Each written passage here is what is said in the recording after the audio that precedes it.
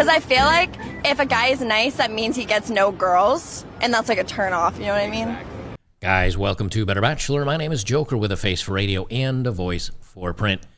The Queen of Chaos proves courts protect women. I actually have two court cases here from Kentucky. Different municipalities, I'm sure, because finding very like situations is very difficult. But you're at least in the same state. And this story, as I read through this, I'm like, you know something, this is just proof that courts, everybody still has a bias to protect women, especially if they're not bad looking. I'm going to read through this story. If you hear a little bit of background noise, it's the usual, my solar panels, solar batteries, all that stuff. I was going to do a story about a nightmare wife, and the story looks like it's been scrubbed off the web. I spent 2 hours looking for the story again, can't find it. I even used Bing's AI to try to help me find it. I couldn't, but I read the story. I'm going to talk about this at the end of the video if you want to stick around for that, because, man, talk about an awful woman. Talk about picking wrong. So this is from dailymail.com. Homelessness, substance abuse, jailbird parents, troubled life of Queen of Chaos, Rihanna Brock, who was nicknamed over these 11 grinning mug shots, or who is nicknamed, nicknamed Queen of Chaos. 11 mug shots, and these are not just like getting in fights and, you know, getting caught with some drinking a little bit at night. And she's already out, and she's just, you know, living her normal life, doing her thing with probably what is a bit of a sugar situation. I don't even know if I can say that on YouTube anymore, but they say an ex-Kentucky college student dubbed the Queen of Chaos has revealed the tragic content behind her 11 viral mugshots. Now, again, they say tragic context, and it is a tragic story. She didn't have good family. She got herself in some trouble. But would a young man, 23 years old, that have done these things, would he be getting a story written about him that calls it tragic? Or would he be called menace and trouble to society? And would he be still rotting in prison? They say Rihanna Brock, who's become notorious online for various arrests since 2018, opened up about childhood spent around homelessness, substance use, and parents in jail. While the 23, I got to stop highlighting, it keeps open hyperlinks. While the 23-year-old Kentucky native showed off big smiles in her now infamous mugshot, she revealed she had a Xanax addiction was behind her calm demeanor. So she was high when these photos are taken. That's why she was happy. She said, I think why I smiled is honestly I was just high. Didn't really care about anything. This attitude led Rihanna to be arrested multiple times in just 5 years on charges. And I'm not going to read the list of charges. Now, here's the thing. Yeah, duck face and all that. But you can see here, she's pretty young. I think she was 18 the first time that she got popped. And then again, and again. And, you know, the way she's tanning, she's going to look like she's 60 in about 3 years. I think there was one of her pictures made her look old as it is already. Let me see. Is it on this story? No, it was on the other one I found. Let me find this other story. Yeah, here it is. This is the other story that they had from the Sun, and they have a picture of her now. She's looking a little. She doesn't have any crow's feet or anything. I think maybe this is just too much makeup. I don't know, but this much makeup makes her look old, in my opinion. And that's not the story. I wanted this one. Okay. She says this man took me in when I was literally at rock bottom, and he honestly saved me from taking myself out. I had burned about every bridge I had, but he was still there for me. Now, the picture that she's talking about, the guy that took her in, let's see is this guy right here. I have a feeling now she calls him her homie. I'm wondering if she's, you know what I'm saying? Like I don't think homie would take her in just out of the kindness of his heart, because he doesn't necessarily fit the stereotype of a typical church-going family that would take somebody in out of the kindness of their heart. I have a feeling that she may be out of jail, but she's getting the in and out, if you know what I'm saying. But she says she was arrested 11 times. I'm going to go through all her charges. But she says, I'll never forget, he was so nice. He helped me out when I was down at rock bottom. and she credits her homie. I bet they're homies, all right.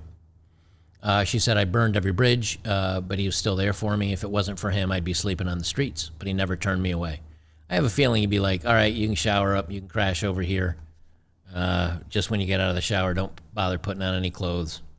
Come on over, I'll take care of you. And then she's now thanking the Lord for everything. But even her Instagram's named Mug Shorty. Okay, so let's read all her charges, right?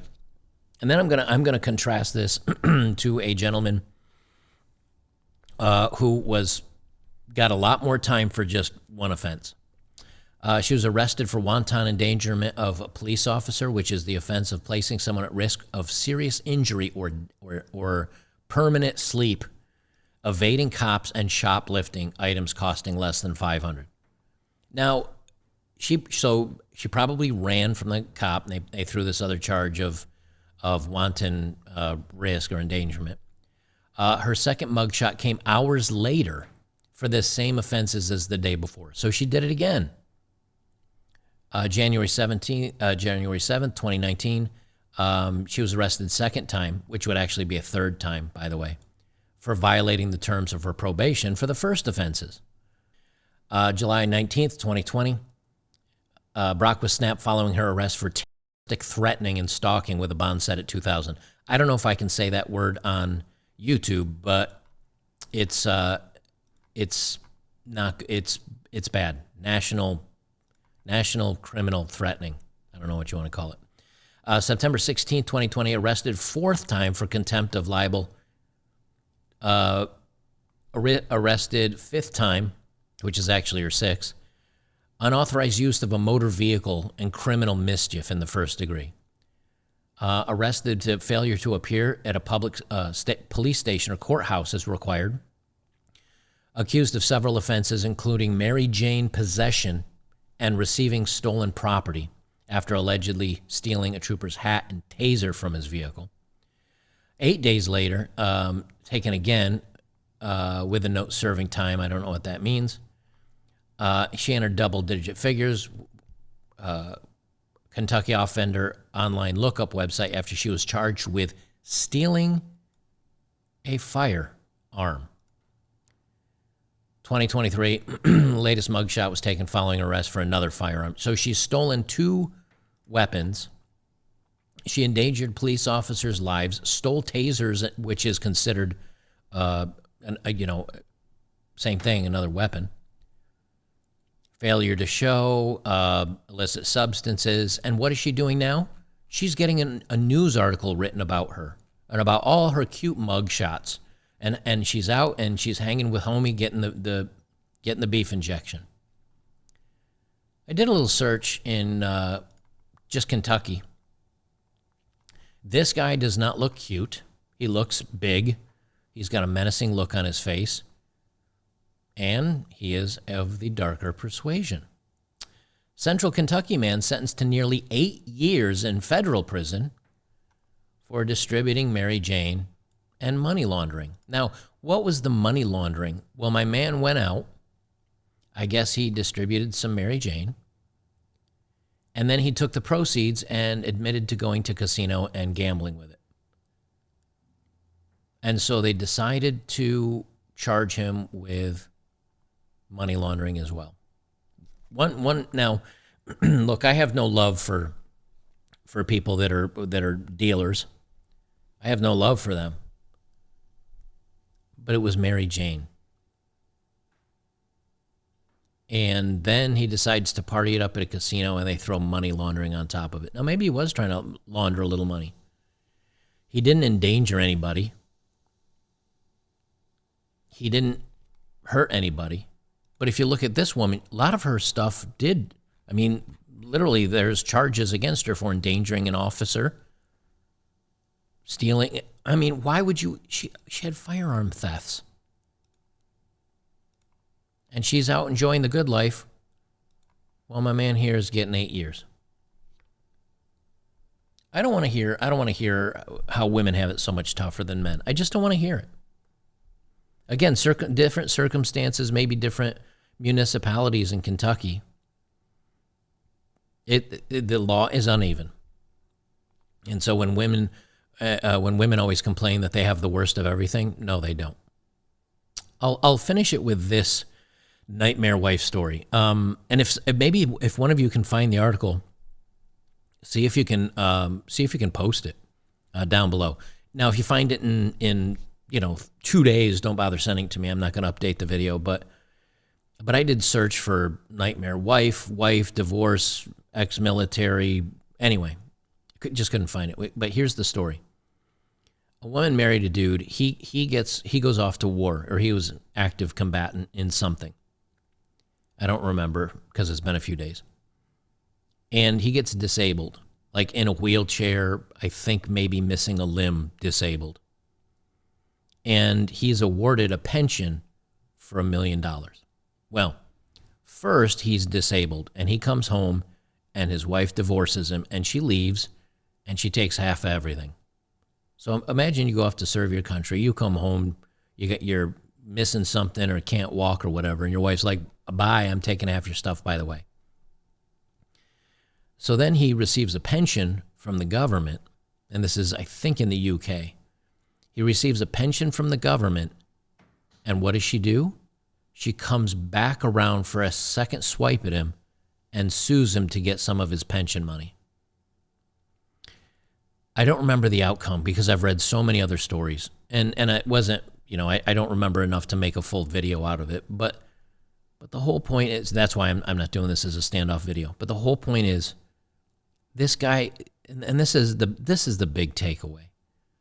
It is so hard to tell the good women from the bad. I mean, your radar has to be dialed up to 11, and you have to be careful, and you have to date them for years, and probably not cohabitate with them, because then, you could always be told that, depending on where you live, that it counts the same as divorce, and she can rake you over the coals.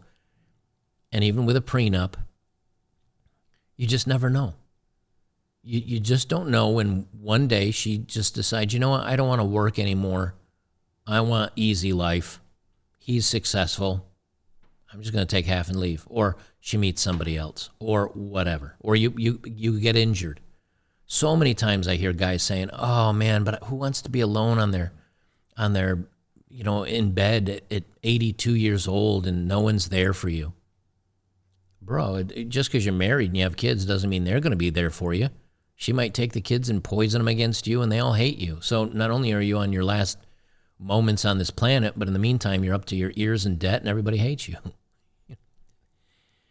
Until the laws change, we say this all the time, but it's a little reminder, because some of you guys get in relationships and you're head over heels and you think you found a unicorn. But I'm telling you, until the laws change and until women change, marriage is off the table. Marriage is off the table. All right, I'll do a little bit of editing. I'll drop this out for you guys, and I'll have the next one out for you very, very shortly. We'll see you in the next one.